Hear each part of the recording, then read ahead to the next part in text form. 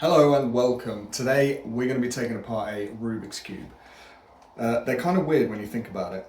Now, don't worry, I'm a professional engineer, which according to the general public means I can build and fix pretty much anything, apart from relationships. Okay, here we are. So, when you actually think about it, these are a bit strange. So you have, let's take this face for example. It can move independently, so it's almost as if these are together, but then you can spin this face and these now move. So all of these are on the outside. What are they actually attached to? Interesting. Right, let's take this apart. So, right, maybe, I think I can probably just manhandle this. Oh, come on. Okay, right, okay, that broke. Not the most professional disassembly process. However, right, okay. Interesting. Don't know if you can see that, but there is some sort of mechanism on the inside. That's a corner one, right. So that was in there. Ah, okay, interesting. Right, let me. Right.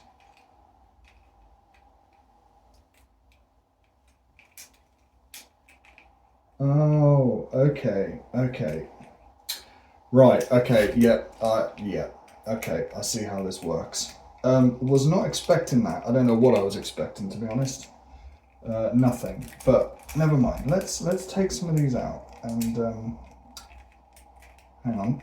How did I take that out before?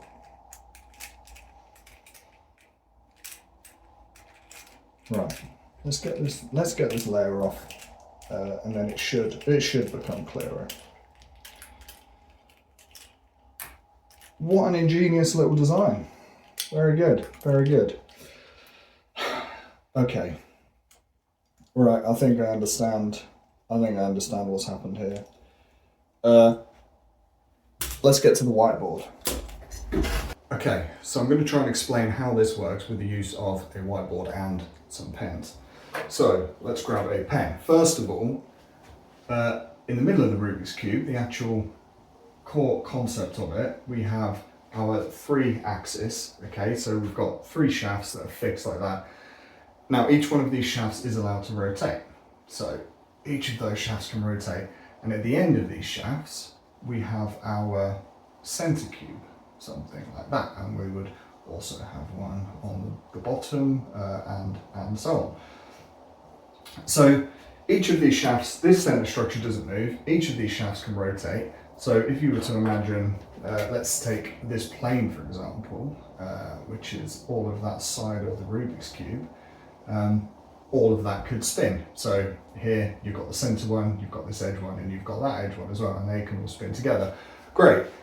Now, if it wants to rotate that one, it's very clear that these cubes here aren't actually connected to that physically. And then they start moving with that face. So what's actually going on here? Well, let's grab another pen. So for this, if we imagine we're looking at the Rubik's Cube from the top down, okay, so let's say we've taken this first layer off and we're looking down at it. Something like that, right? So let's say we're looking at this from the top. You've got your shafts this way, and then your third dimension is coming towards you. And then if you imagine we've got our fixed blocks here, there. Now these can all this plane can rotate that way, and of course these can spin as well, so they can rotate back and forth that way. Now, the interesting thing is that these corner blocks are not actually fixed to anything. They are slotted in and held in just by the geometry of them. So if you've got all of these corner blocks like that and they're slotted in, if you want to spin this face around that way, they are obviously going to stay with it. But because these are 3-dimensional, if you then wanted to rotate this plane that way, because they're not actually connected to anything, it would follow that plane. So, yeah, very clever, wasn't expecting it. And there you have it. Thanks for watching.